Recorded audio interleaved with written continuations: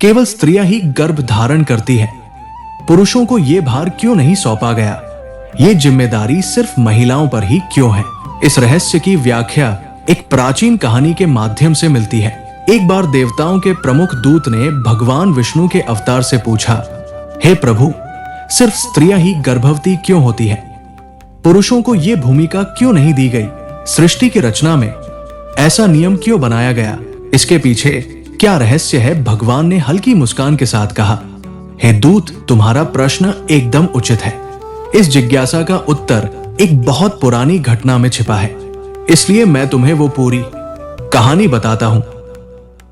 इसे सुनने के बाद तुम्हें स्पष्ट हो जाएगा कि ये दायित्व केवल महिलाओं को ही क्यों सौंपा गया और पुरुषों को क्यों नहीं।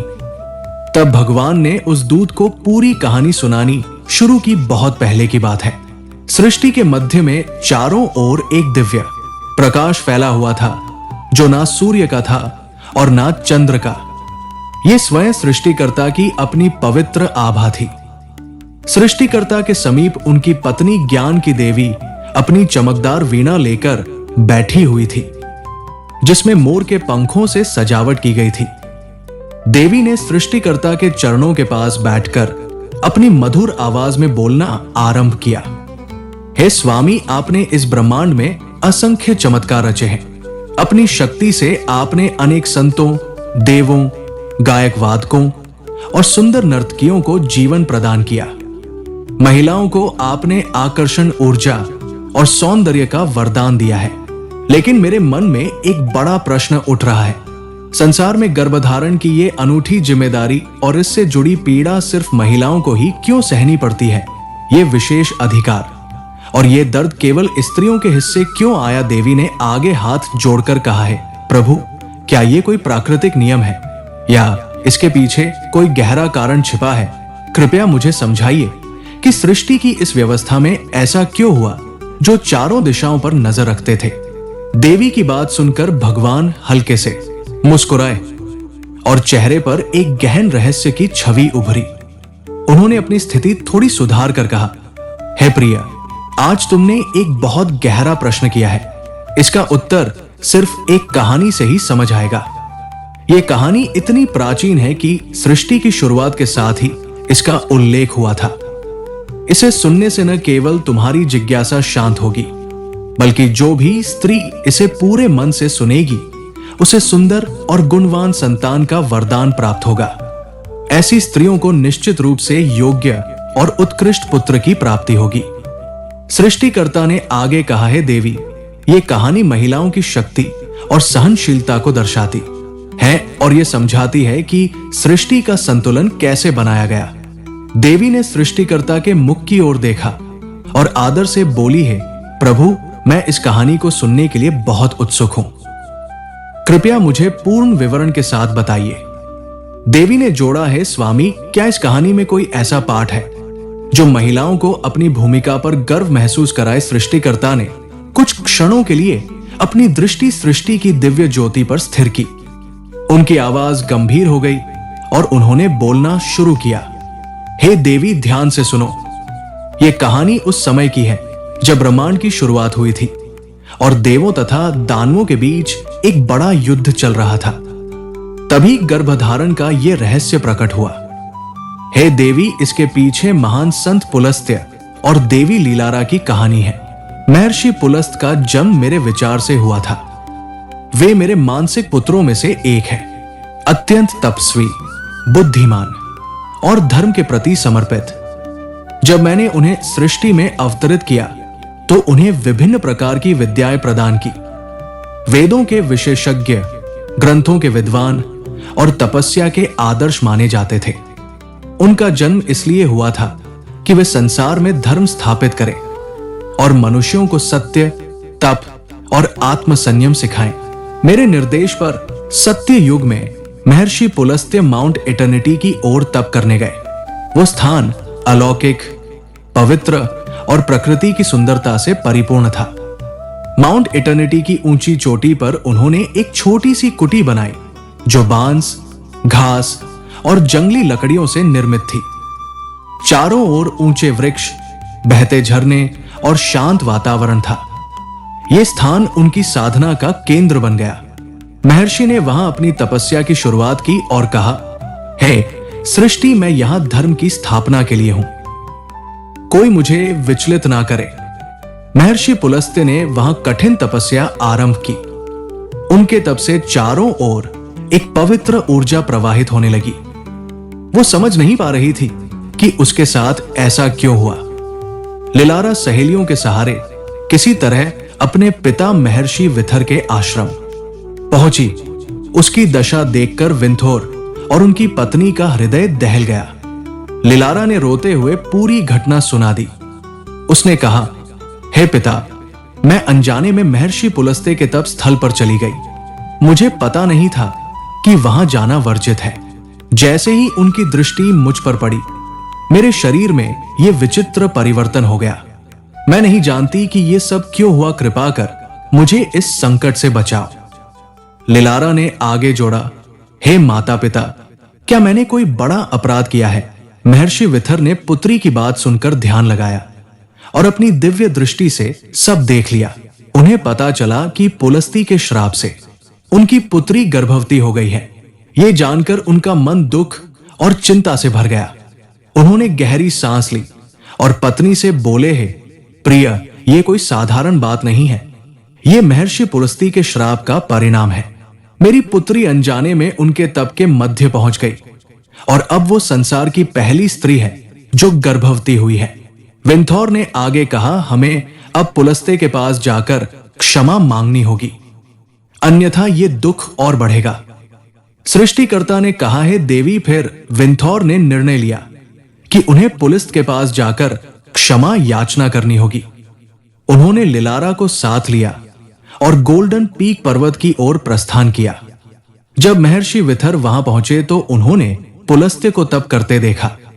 उनकी दिव्य चमक और शांत भाव देखकर विंथोर ने आदर से उनके चरणों में शीश झुकाया। उन्होंने हाथ जोड़कर कहा है, महर्षि, आप सृष्टिकता के विचार से जन्मे हैं। आपका तप और आपकी ख्याति पूरे ब्रह्मांड में फैली है। आप बहुत दयालु और कृपालु हैं। मेरी पुत्री अनजाने में आपके तप स्थल पर आ गई और आपके श्राप का प्रभाव उस पर पड़ गया। अब वो गर्भवती है और ये संसार की पहली ऐसी घटना है। हे संत, अब वो समाज में कैसे जिएगी? कौन उससे विवाह करेगा? ये तो उसके लिए जीवन भर का कलंक होगा। उन्होंने आगे कहा, हे महर्षि, मेरी पुत्री का कोई दोष नहीं। वो अनजाने में इस श्राप की शिकार बनी है। मैं आपसे निवेदन करता हूं कि कृपा कर उसे अपनी पत्नी बना ले। वो सभी गुणों से युक्त है और आपकी सेवा में सदैव तत्पर रहेगी। आप जैसे महान तपस्वी के साथ उसका जीवन सार्थक हो जाएगा। विंथोर ने जोड़ा है, प्रभु, आपकी दया से मेरी पुत्री का जीवन संवर सकता है। कृपया विचार करें। विंथोर की दर्द भरी याचना और लिलारा के आंसुओं भरे मुख को देखकर महर्षि पुलस्त्य का कठोर तपस्वी हृदय पिघल गया। उन्होंने तब से उठकर कहा है, मुनि विथोर, मैं आपके आदर और सम्मान से अत्यंत प्रसन्न हूं। आपके शब्दों ने मेरे मन को स्पर्श किया है। सत्य है कि मेरे श्राप से ही आपकी पुत्री गर्भवती हुई है। मैं इस कठोर श्राप के परिणाम को समझता हूं और इस त्रुटि को सुधारना मेरा कर्तव्य है। मैं आपकी पुत्री लीलारा को अपनी पत्नी के रूप में स्वीकार करता हूं। वो न केवल मेरी जीवन संगिनी बनेगी, बल्कि संसार में महिलाओं का प्रतीक बनकर इसे सम्मान प्रदान करेगी। आप निश्चिंत रहें और अपनी पुत्री का हाथ मुझे सौंप दे। मैं उसे पूर्ण सम्मान और स्नेह दूंगा। पुलस्त्य ने आगे कहा है, लिलारा, डरो मत, मैं तुम्हें हर सुख दूंगा और तुम्हारी रक्षा करूंगा। सृष्टिकर्ता ने कहा है, देवी। फिर महर्षि विथोर और उनकी पत्नी के मन में पुलत के ये शब्द सुनकर बड़ी राहत और प्रसन्नता आई। उन्होंने अपनी पुत्री का हाथ पुलस्त्य को सौंप दिया। महर्षि पुलत ने अपने तप स्थल पर लिलारा से विवाह किया। इस विवाह के अवसर पर गोल्डन पीक पर्वत पर देवता और संतों ने प्रसन्नता से आशीर्वाद दिए। विंथोर की पुत्री लिलारा अब महर्षि पुलस्त्य की पत्नी बनकर उनके आश्रम में रहने लगी। वो पूर्ण निष्ठा और भक्ति से पुलस्त्य की सेवा करने लगी। उनका जीवन तप और त्याग का उदाहरण बन गया। लिलारा ने हर प्रकार के दुख और कठिनाई को सहते हुए पत्नी धर्म निभाया। हर प्रभात वो आश्रम को स्वच्छ करती, उनकी पूजा और ध्यान के लिए सामग्री तैयार करती और साधना के लिए उपयुक्त वातावरण बनाती। महर्षि पुलस्त्य, जो स्वयं बड़े तपस्वी और विद्वान थे, धीरे धीरे लिलारा की सेवा और समर्पण से प्रभावित हो गए। वे समझ गए कि उनकी पत्नी न केवल गुणवान है, बल्कि महान सहन शक्ति और त्याग की मिसाल भी है।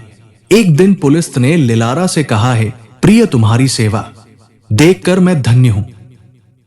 तुमने सृष्टि की महिलाओं के लिए एक आदर्श स्थापित किया है। एक दिन जब लिलारा ने पूरे दिन की सेवा के बाद पुलस्त्य के चरणों के पास बैठकर उनकी थकान मिटाने का प्रयास किया, तो पुलस्त्य प्रसन्न होकर बोले हैं, हे प्रिय, मैं तुम्हारी निस्वार्थ सेवा भक्ति और पत्नी धर्म से अत्यंत प्रसन्न हूं। तुम्हारे समर्पण ने मेरे हृदय को जीत लिया है। तुमने अपना कर्तव्य इतने शुद्ध मन से निभाया है कि मैं तुम्हें वरदान देने को विवश हूं। लिलारा ने सिर झुकाकर कहा है, स्वामी, आपका आशीर्वाद ही मेरे जीवन का सबसे बड़ा खजाना है। आप जो भी दे वो मेरे लिए अनमोल होगा। लिलारा ने जोड़ा है, प्रभु, क्या आप मुझे बताएंगे कि ये गर्भधारण का दर्द महिलाओं को क्यों सहना पड़ता है?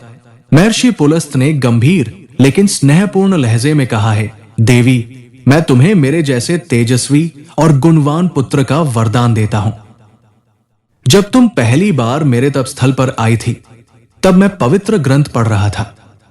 तुम्हारे कानों ने उस दिव्य ज्ञान को सुना है, इसलिए तुम्हारा पुत्र सभी पवित्र ग्रंथों में निपुण होगा। वो उनके गहन अर्थ समझेगा और संसार में उनका प्रसार करेगा। तुम्हारा पुत्र इतना चमकदार और बुद्धिमान होगा कि उसका नाम हमेशा अमर रहेगा। वो पूरे ब्रह्मांड में विश्रवा के नाम से जाना जाएगा। पुलस्त ने आगे कहा है, लिलाराला, ये पुत्र सृष्टि में धर्म का प्रचार करेगा और महिलाओं की शक्ति को सम्मान देगा। सृष्टिकर्ता ने कहा है, देवी महर्षि पुलस्त के इन शब्दों से लिलारा के मुख पर गर्व और प्रसन्नता की चमक आई। उसने अपना पत्नी धर्म और सेवा और अधिक निष्ठा से निभानी शुरू की। समय व्यतीत होता गया और कुछ समय बाद लिलारा ने एक दिव्य पुत्र को जन्म दिया। उस शिशु की चमक और आभा ऐसी थी मानो वह किसी देवता का रूप हो। महर्षि पुलस्त्य ने शिशु का नामकरण किया और बोले, ये मेरा पुत्र है जो पवित्र ग्रंथों को जीवंत करेगा। इसका नाम विश्रवा होगा। ये संसार में ज्ञान, तप और धर्म का आदर्श बनेगा। पुलस्त ने जोड़ा है, लिलारा, तुम्हारी सहन शक्ति ने इस पुत्र को जन्म दिया।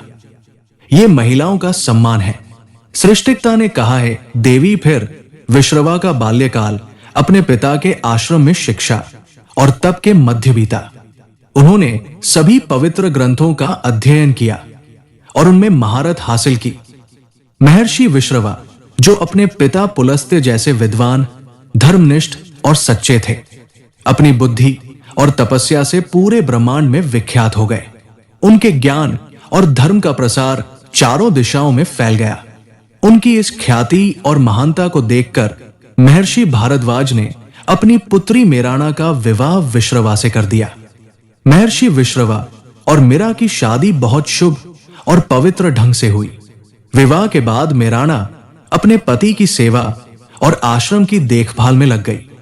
समय बीता और मेराना ने एक चमकदार पुत्र को जन्म दिया।